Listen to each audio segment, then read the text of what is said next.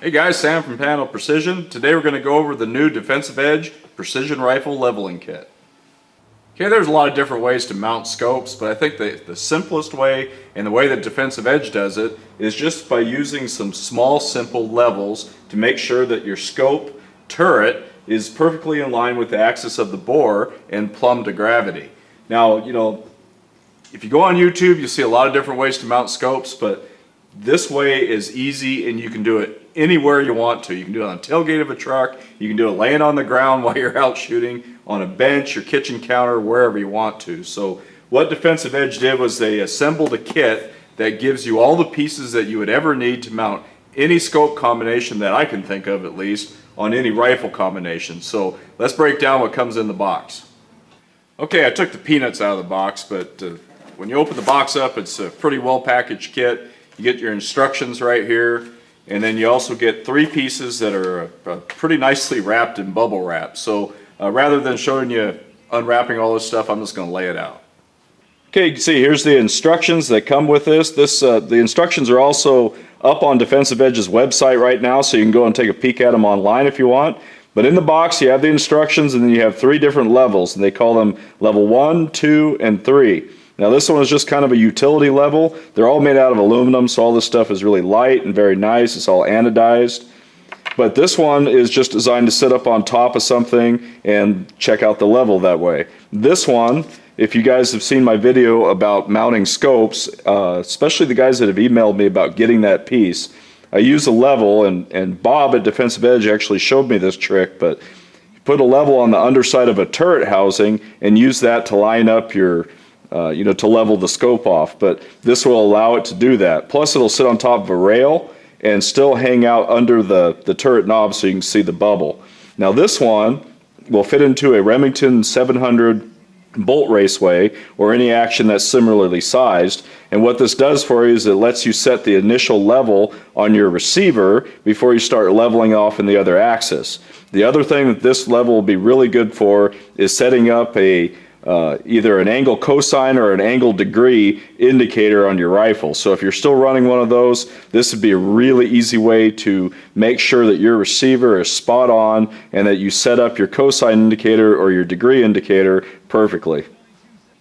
Okay, what I'm going to do today is I'm just going to mount this, okay, back up a little bit. This is my Savage Mark II that Jake and I used to plank around a lot with, and when it came from the factory it just had a 0 MOA rail on it. And what I've done is I've added a 20 MOA EGW rail to it. So I had to take the scope off, the rings off, all that stuff. And what I'm going to do is set this all back up. But the first thing I want to do is I want to get the rifle mostly level, in the parallel with the bore this way. Now because this piece, this level number 3, it works in a Remington 700 style action. I can't stick it into my Savage Mark II, but no big deal. We're just going to put the generic level, we'll call it a utility level, which is number 1, right across the rail like that, and just make sure that I'm pretty close this way. Now before I put the scope into the rings, one thing I want to point out is if you guys aren't running a rail, if you're just running a regular ring setup that sits on the barrel and you don't have a flat here to check your level this way, what I would do is I would use your ring halves. I would just put it right on top of your ring halves. These should be symmetrical.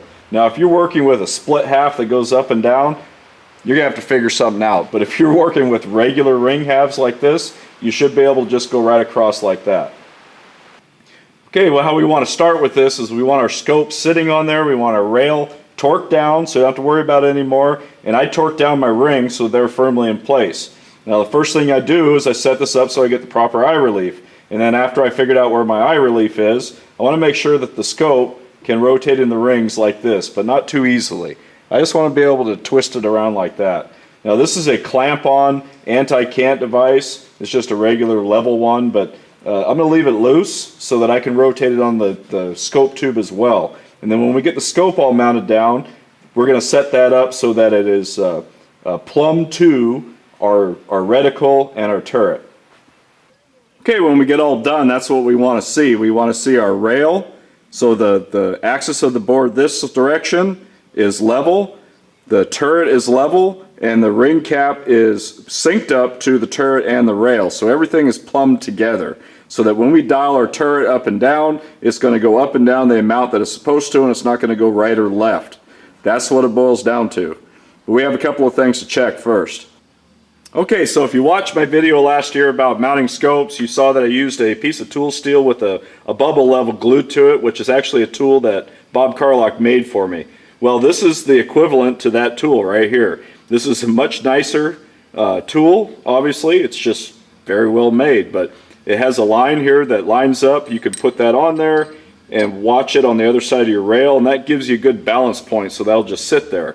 So what we're going to do now is we're going to confirm, yes, that the rifle itself is level now on the rail. And what we're going to do is we're going to check the relationship between the bottom of the turret housing, which is a square surface that all the guts inside the scope are attached to. So in other words, your turret and your reticle and all that stuff is plumb and square with the bottom of that turret housing. Turret knobs, they can be anywhere. So what we're going to do is we're going to see if we can use our turret's knob. So we're going to level this off right there, and then we're going to put level number 1 on top. So you can see there's a little bit of offset there. Now if you want to keep using that, you can start rotating your turret's knob until you find a spot where they agree.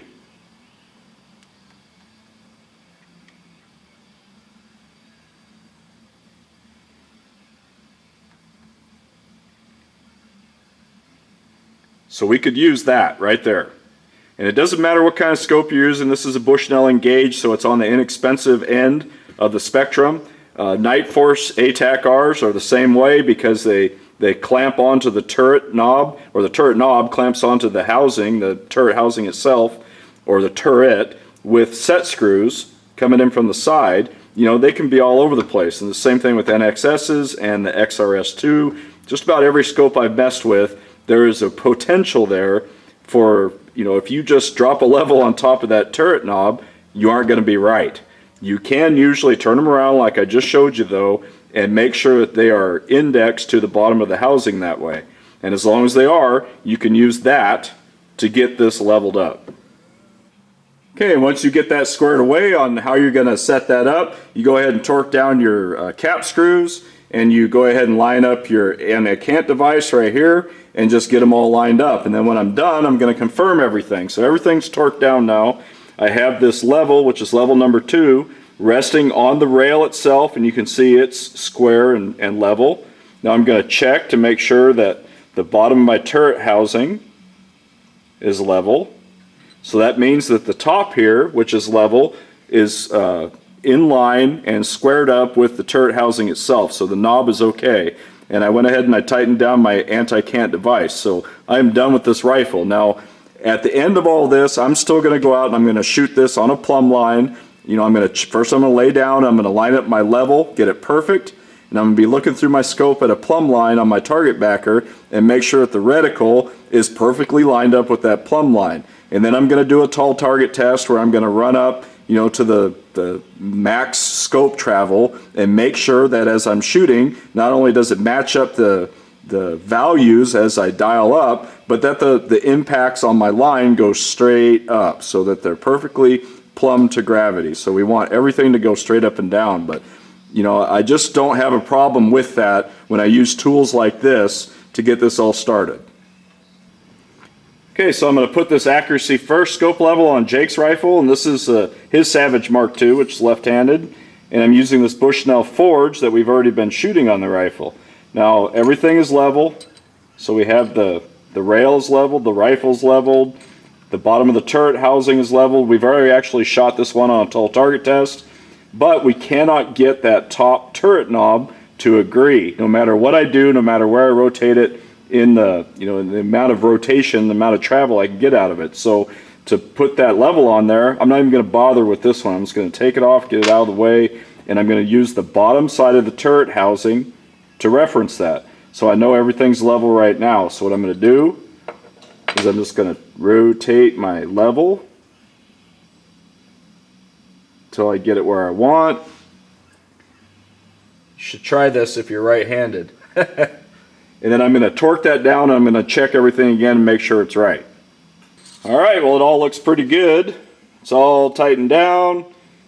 We're all plumb and square and level, and everything's good. So even though this all looks really good, I'm going to go out and I'm going to shoot it against a plumb line again, or I'm going to have Jake shoot against a plumb line to make sure it tracks perfectly up and down.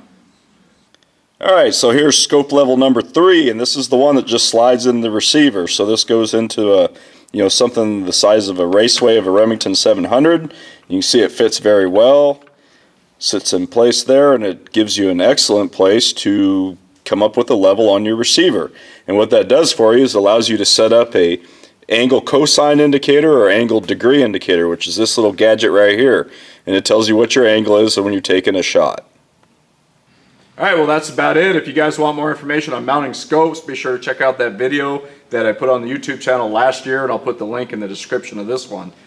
Be sure to go to Defensive Edge's website and check these out. They have them for sale there. They are retailing for $49.95. It's a good value for the quality of the tools that you're getting. You're getting 3 levels that all serve a purpose and all work very well.